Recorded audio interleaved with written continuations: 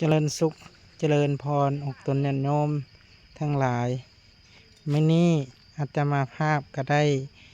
มาสังฆทานอยู่ภายน้ำล้น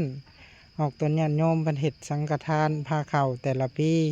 เพิ่นก็สิเฮ็ดภายน้ำล้นเฮ็ดภายน้ำล้นเพิ่นก็เฮ็ดนาคเฮ็ดหยังภายน้ำล้นพอได้น้ำใส่น้ำซอยเนาะ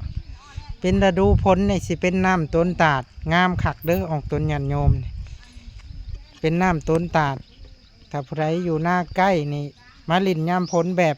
บเขาไปลิ่นสงกรานต์หั่นแหละออกตนญาติโยมเรียกพายน้ำล้นก็คือกันกับอยู่สุยกับพะลานหั่นแหละเนาะแต่น้ำมันบ่หลายยามนี่อันยามฝนไหลแห้งสิไหลแห้งลงไปพุ่นมื้อนี้ก็ได้มาสังฆทานอยู่ภายน้ำล้นเด้อออกตนญาติโยม